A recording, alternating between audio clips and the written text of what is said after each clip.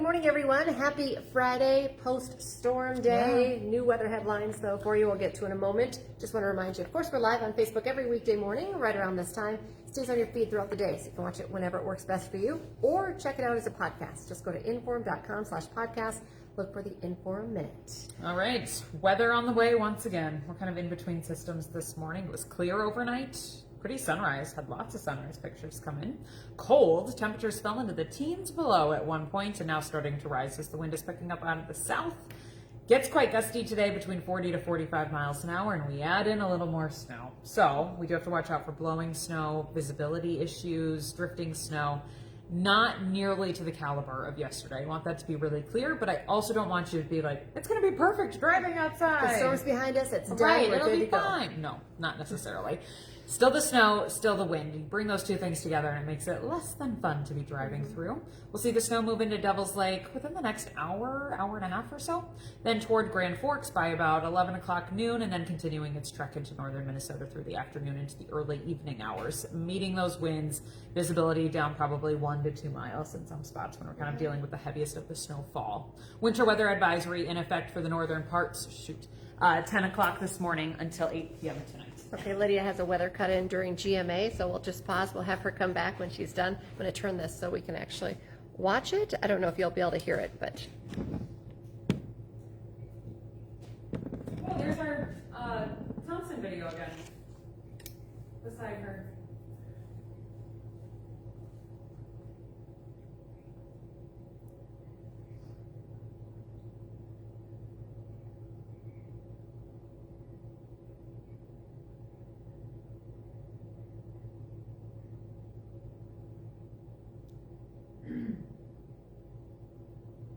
Brand new winter weather advisory goes into effect in a couple of hours at 10 a.m.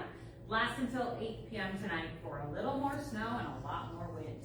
Now, it's not nearly as strong as yesterday's blizzard, but gusts 40 to 45 with an inch of brand new snow, plus now any loose snow on the ground, will create some visibility issues, some blowing snow issues if you're out and about on the roads today. Here's the snow right now making its run into Devil's Lake and sliding its way to the east as we continue throughout the afternoon into the evening. Rising temps tonight, falling temps tomorrow. Okay. Sorry. All right, when GMA calls, Lydia has to go, but we'll try to get a quick update here, too, if you're just catching up with us. So winter weather advisory goes into effect in an hour and 45 minutes. It'll last until 8 p.m. tonight. Snow, blowing snow, reduced visibility. Quick moving snow, though. It's out of here, moving from the west to the east. Exiting Lake of the Woods by about 5 p.m. Okay. Leaves behind about an inch, so it's not a lot of snow once again, but it'll blow around and make it tough to see. Then we have these weird temperatures over the next 24-ish hours. Our south wind today is actually going to boost us. Sub-zero this morning, teens above this afternoon, near 30 at midnight. So if you're out on the town on your Friday night, it might actually feel kind of decent at midnight. And then the wind shifts around to the northwest and we'll start losing our heat, if you will. Temperatures are back into the teens as you wake up tomorrow morning, single digits by tomorrow afternoon. As some of that warmer air is moving in, I do want to watch out for a chance at a little freezing drizzle. Looks to stay south of I-94 late this evening into the first part of the overnight. Not big, organized, not expecting great icing out of that by any means, but a little bit of that action just as that warmer air is moving in tonight. Wouldn't surprise me.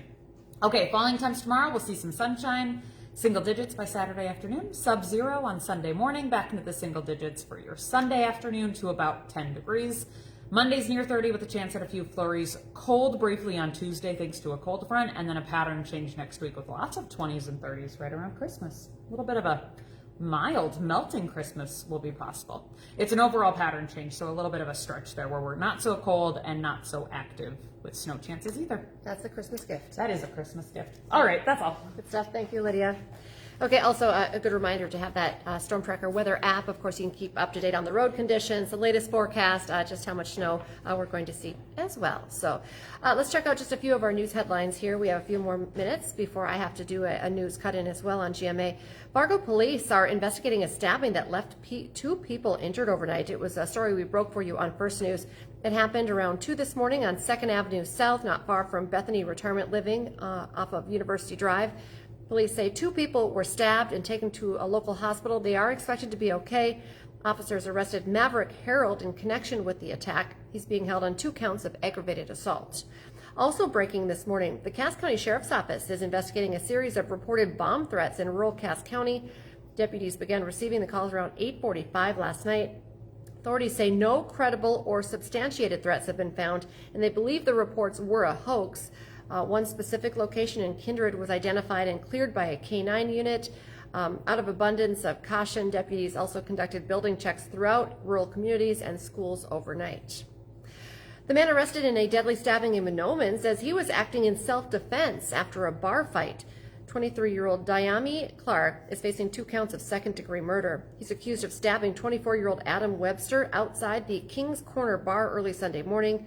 We're learning more about this case. Court records say multiple witnesses say the 2 men were fighting inside the bar before both were kicked out. Former State Senator Nicole Mitchell is appealing her conviction, sentence, and a new restitution order after being convicted of breaking into her stepmom's house in Detroit Lakes. This week, a judge ordered Mitchell to pay her stepmother more than $26,000 in restitution. Mitchell broke into her childhood home in April of 2024. She previously said she was trying to retrieve items that belonged to her late father. The restitution is meant to cover more than a year of rent and security equipment for the apartment that her stepmom moved into after the incident. The Becker County Sheriff is responding to comments from a Native American activist regarding the investigation into a shooting at her home. We've talked a lot about this story this week. We spoke with Winona LeDuc earlier this week. Last month, investigators say at least 10 shots were fired into the home on her farm. In our interview, LeDuc questioned whether her identity as a Native woman may be affecting the pace of the investigation. Now, Becker County Sheriff Todd Glander is pushing back against that claim. In a statement, he says, quote, "That statement is uncalled for." He says, "We treat everyone the same and race has nothing to do with how our investigation is proceeding." The sheriff says his department is working diligently on the case and that it remains an active investigation. All right, remember, Hot Mic is coming up live from 9 to 11 on WDAY Extra this morning. Also, remember, our next newscast will be live here at 11 this morning. Get the very latest on the forecast and the change in temperatures that are coming. That's just at 11. We have you covered again this afternoon, 4, 5, 6, 9, and 10 on this Friday night. And of course, join us for First News this weekend, and we'll be back Monday morning for your holiday week. Have a great weekend, everyone.